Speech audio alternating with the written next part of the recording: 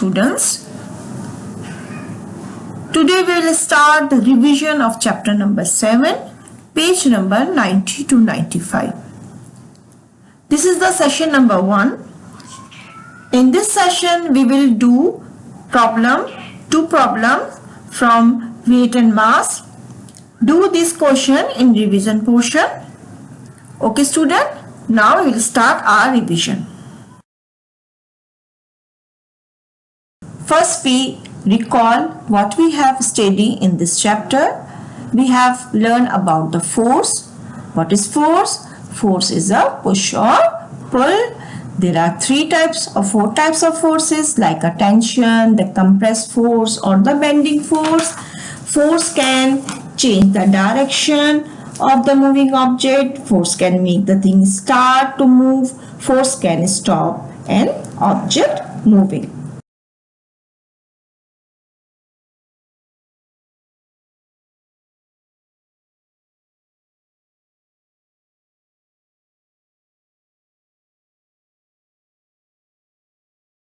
Then we learn about why do things float.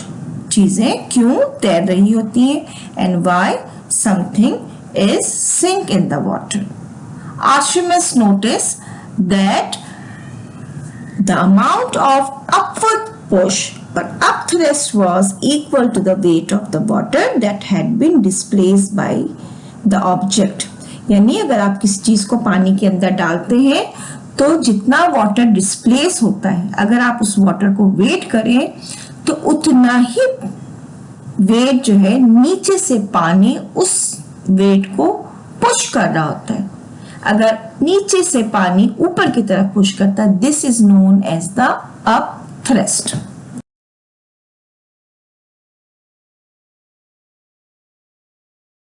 इसके बाद हमने डेंसिटी स्टडी किया था. What is the meaning of density? Mass over volume. अगर किसी चीज का मास ज्यादा है, उसका वॉल्यूम कम है, तो वो चीज जो है वो सिंक हो जाएगी. और उसका मास जो है उतना ही है, लेकिन हमने उसका वॉल्यूम जो है वो इंक्रीज कर दिया है, वो चीज बड़ी कर दी है, तो वो चीज जो है उसकी डेंसिटी कम हो जाएगी और वो चीज फ्लोट करने लगी. इसका बेस्ट एग्जांपल आपके पास शिप्स है, बोर्ड है. जब हम इसका एरिया बढ़ा देते हैं, जब हम इसका वॉल्यूम बढ़ा देते हैं, तो वो चीज जो है वो फ्लोट करने लगती है.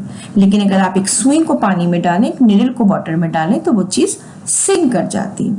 अगर फिर मैंने आपको एग्जांपल दिया था, अगर आप एक वुड का स्केल ले लें और एक आप आयरन का स्केल ले लें, दोनों बिल्कुल सेम 6 इंच का है, लेकिन आयरन जो है वो वाटर के अंदर सिंक हो जाएगा, जबकि वुड जो है वो फ्लोट करेगा. इसके बाद हमने स्ट्रेच फोर्स और हमने ये बात पढ़ी थी इलास्टिसिटी. तो रबर बैंड की एग्जांपल मैंने आपको दिया था कि रबर बैंड को जब आप स्ट्रेच करते हैं तो उसकी इलास्टिसिटी जो है वो उसको वापस अपने ओरिजिनल लेंथ पे वापस ले आती. लेकिन कुछ चीजें ऐसी हैं, फॉर एग्जांपल मेटल वायर वगैरह, अगर आप उसको बहुत ज्यादा स्ट्रेच करें तो उसका इलास्टिक लिमिट जो है वो खत्म हो जाती है और उसके बाद जो है वो परमानेंटली स्ट्रेच रहता है, वो वापस अपनी पोजीशन पे नहीं आती. इसके बाद हमने लास्ट सेशन में ग्रेविटी एंड वेट को पढ़ा था. What is the difference between the mass and wait?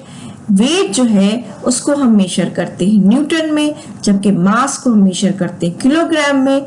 जब मास को हम मल्टीप्लाई कर देंगे ग्रेविटी से, तो वो उस चीज का वेट होगा. यानी अगर आप जमीन पे हो या मून पे हो, आपका मास बिल्कुल सेम रहेगा, लेकिन क्या चीज चेंज हो सकती है? Wait. Because it's totally depend on the gravitational force.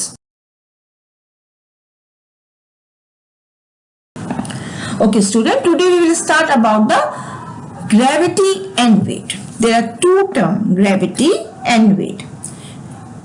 इसको एक्सप्लेन करने से पहले आप अपने आप को रिकॉल करें. What is mass? Mass is the amount of material or matter inside the anything. For example, अगर आपके पास इस वक्त कोई स्केल रखा हुआ है या आपका रबर जो है उसके अंदर जितना भी मास है, ठीक है, उसके अंदर मटेरियल है, that is its mass. And mass is measured in kilogram. What is weight? Weight जब हम किसी चीज के मास को ग्रेविटी से मल्टीप्लाई कर दें तो वो उसका वेट हो जाता है। अच्छा, नॉर्मली हम बहुत गलत बात करते हैं, हमारा स्टाइल होता है कि what is the weight of the object, आपका वजन कितना है, आपका वजन कितना है। हम बार बार वजन और वेट की बात करते हैं। लॉजिकली हमें कहना चाहिए कि व्हाट इज योर मास, ठीक है, लेकिन हम इसको मोस्टली वेट के तौर पे कहते हैं, दैट इज रॉन्ग। एक्चुअली हमें कहना चाहिए what is a mass, because mass and weight are the two different terms. For example, अगर मैं आपको 1 किलो पोटैटो देती हूँ या 10 किलो शुगर है आपके पास या 1 किलो आपके पास अनियन है, तो आप ये कहते हैं कि 1 किलो इसका वेट है। That is a wrong. हमें क्या कहना चाहिए, 1 किलो इसका मास है। व्हाट इज द वेट, जब आप मास को मल्टीप्लाई कर दें ग्रेविटी से। अब what is a gravity, gravity is the attraction और स्ट्रेंथ ऑफ द अर्थ, ठीक है। अर्थ जो है वो हर चीज को अपनी तरफ खींच रही है, अपनी तरफ पुल कर रही है। This is known as the gravity और द ग्रेविटेशनल फोर्स। अच्छा, अब दोबारा से आप ये बात रिकॉल करें, मैं आपको बता रही हूँ। अगर दो बॉडी अपने करीब करीब रखी है, वैसे दो बॉल हैं आपके पास, ये दोनों बॉल एक दूसरे को अट्रैक्ट कर रहे होते हैं, लेकिन चूंकि ये अट्रैक्शन इतनी कम होती है कि आप इसको फील नहीं करते और वो बॉल एक दूसरे की तरफ अट्रैक्ट नहीं होती। हमारा जो अर्थ है वो बहुत बड़ा है, ठीक है, और इसकी जो पुलिंग फोर्स है वो इतनी ज्यादा है, इसलिए कोई भी चीज जो है वो नीचे की तरफ अट्रैक्ट करती है। अगर अभी आप अपने हाथ से रबर या पेंसिल को नीचे छोड़ें तो ये नीचे की तरफ अट्रैक्ट करेगा। That is known as the gravitational force of the earth. अगर आपके पास इस वक्त 1 किलो बैग ऑफ शुगर मौजूद है, आपने इसको अर्थ में जब वेट किया तो आप कहते हैं कि 1 किलो बैग ऑफ शुगर है। What is the weight of the sugar, तो वेट को हम न्यूटन में मेजर करते हैं। What is the unit of the weight, Newton, ठीक है। तो कितना वेट आएगा इसका, 10 न्यूटन। दोबारा मैं आपसे कह रही हूं, 1 किलो बैग ऑफ शुगर जिसका मास कितना है 1 किलो, इसका वेट कितना आएगा 10 न्यूटन अर्थ में, जमीन के ऊपर। अब आप इसी बैग को लेकर मून में चले जाइए तो इसका मास कितना रहेगा, मास इसका सेम रहेगा 1 किलोग्राम, लेकिन इसका वेट चेंज हो जाएगा। क्यों, because in moon gravitational force बहुत कम है, वहां पे तकरीबन 1.6 न्यूटन है। तो कितना वेट आएगा इस 1 किलो शुगर का, 1.6 Newton. Student, open your page number 94, gravity and weight. Underline भी कीजिएगा साथ साथ। When we lift a bag of sand from the ground, we have to use force.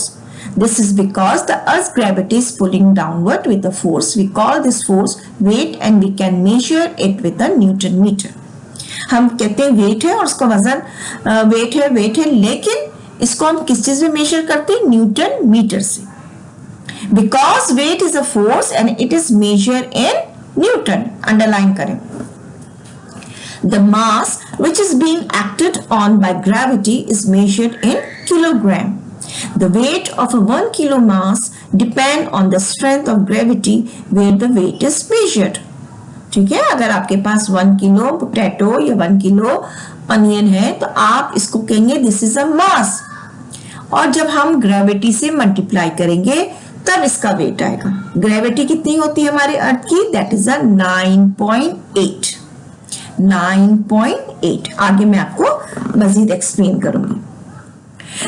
This might seem confusing, but it is easy to understand if you think about taking a 1 kilo bag of sugar on a very long journey on Earth. The strength of the gravitational field is about 10 Newton per kilo. This means that is give a force of 10 Newton on every kilogram. The moon is much less massive than the Earth. The strength of the moon's gravitational field is only about 1.6 Newton per kg. ठीक है, अगर आप कोई astronaut है, वो 1 kilo sugar लेते हैं, आपकी सिटी में कराची में वो उसको वेट करते हैं, तो उसका मास कितना आएगा 1 किलोग्राम और उसका वेट कितना होगा 10 Newton.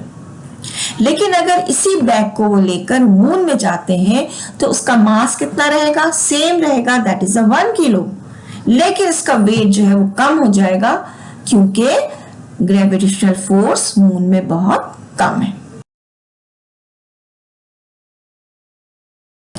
How to calculate the weight, page number 95 में आ जाइए students.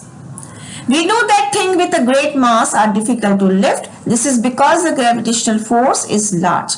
Since the strength of gravity is the force on each kilogram, we just multiply the mass and the gravitational field strength to get the weight. अगर आपको किसी चीज का वजन मालूम करना है कि आपके बैग का कितना वेट है या इस आलू के बैग का कितना वेट है या आपने कोई अनियन खरीदा है कितना है, तो हम क्या करते हैं, सिंपल उसके मास को मल्टीप्लाई कर देंगे ग्रेविटी से।